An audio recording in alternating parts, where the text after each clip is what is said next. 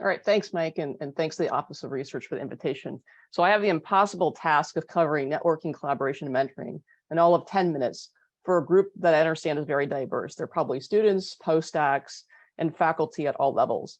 And so I'll try to speak to all of you. I'm probably not going to do a great job of it in 10 minutes because any one of these three topics could take, the better part of a day.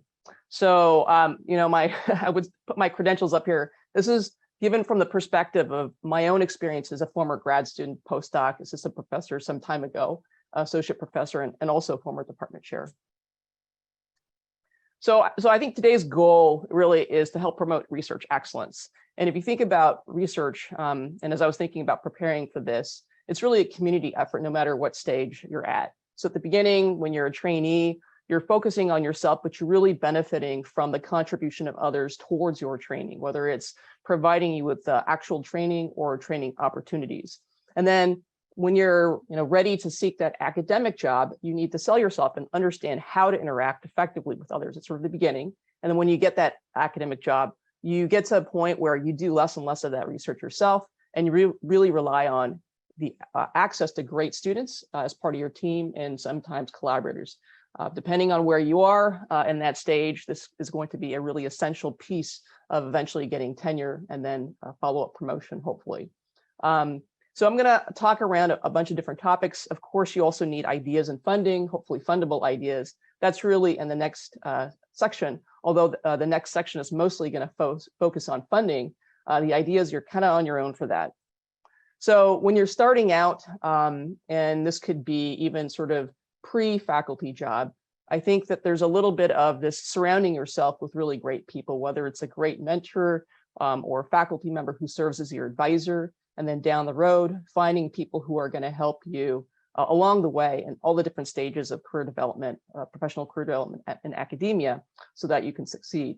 And then there's going to be a lot of learning as well. So as you go through graduate school, as you go through being faculty, at each stage, you're going to have to learn slightly new rules and understand how each component of this works so that you can come out successful at the other end, whatever that endpoint is. And so one of the things you may want to consider is, as a faculty member, how does your department truly work?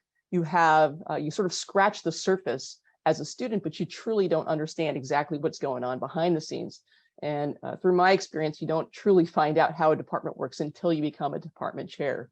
And so, think about how are you going to recruit great students and get them to want to work for you. And that is slightly different in terms of process when you're a brand new assistant professor just starting out versus when you are a little bit more established and have a body of work that's out there that is more easily discoverable by different students.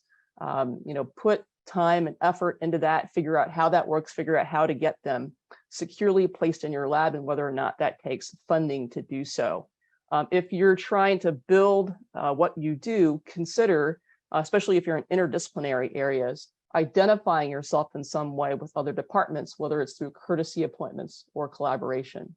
And then, I put at the very end, you should create a website and keep it updated, although these days there are many different ways to create visibility, maybe too many ways. And so a website may not be the primary mode that you choose to use anymore. So I have one slide on networking collaboration. There's a lot of stuff here. And so I'll try to be very, very brief. Networking, I think, is super critical. Of course, COVID has made it very difficult to interact in a face-to-face manner. But to the extent that you can, and if it's important for your career development, I would encourage you to return to conferences. It's a great way to get to know who your colleagues are, and especially finding people who eventually are going to be important in your tenure process and in your future promotion process. It's a great way to find out who your peers are that roughly started at the same time. You can commiserate with them on sort of the ups and downs of being a faculty member or whatever stage you're at, and then also find mentors both internally at the institution you're at and then externally, because it's always good to actually have a second opinion and also understand how things are done differently at another university and how you might use that information to help with your personal situation. And there are so many benefits actually doing the networking that you don't even realize when you start that.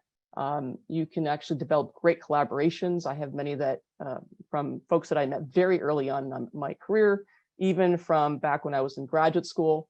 And so, keep your eye open for individuals, make friends. The world is too small to make enemies in research. People will find out if you actually don't treat people well. So I think that's another caution as well. I think being well placed as far as reputation, and also having a collegial manner is important in unlocking important service activities that helps improve your visibility down the road as well. Related to that collaboration, I have a small graphic that you can ponder over about, when you do collaboration, I think everyone comes to the table with different expectations. There are no written rules. And so you have to set those, whether you're a graduate student, you're a postdoc, or a faculty member. Consider fairness and being equitable. Is each party that's coming to the table getting something of value out of that relationship? There may be different priorities and time constraints. And there are some cases now, if you're writing grant proposals that require collaboration, you may be required to actually spell out exactly what is going to happen under that collaboration. If you are engaging in collaboration that produces some output, whether it's a proposal, it gets funded, figure out how credit is going to work. That can matter a lot. And credit is a loaded word here because it can relate to how funding dollars are counted as part of your merit review process. Consider authorship. We heard a little bit about mentorship earlier. So there are a lot of factors to consider. I'm going to spend a little bit more time on mentoring because it really relates to multiple parts of the academic career process and touches upon many of the sort of interconnected topics in this particular talk. So if you're a faculty advisor, I think you have many roles to play.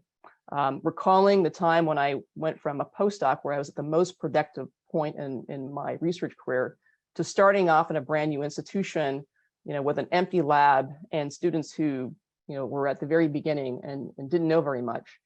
It's critical that you lead by example and start from day one to try to create a healthy culture.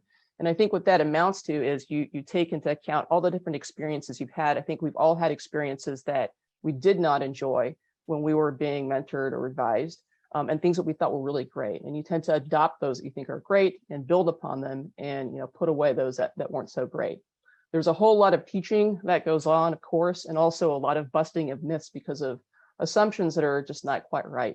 And think of this as an opportunity to nurture future colleagues, but also, frankly, become your competitors down the road. It's kind of an interesting field that we're in. A very important piece, and we heard about communication from the media standpoint, but communication is also very important from a person-to-person perspective. And I include highly in there listening, because you can't communicate without truly understanding what the other person is saying. When you're advising students, make sure that they understand what your expectations are. Try to put that down in writing. I find that that's very, very helpful. And you may even choose to do something similar when you're starting a collaboration. And communication is incredibly difficult because each person now prefers their method of communication. And so you have to try everything possible, or at least come to understanding how you can get a hold of a person and engage their availability. Again, when you're mentoring team members, you'll find that there's no rule book. Each person is different, and the time investment required to move a trainee from being a complete beginner and a novice to someone who is independent and ready to take on research on their own it's a different equation for each person. And so part of that, knowing how to mentor and how to make that person successful is a journey for you. And communication is very core to that process.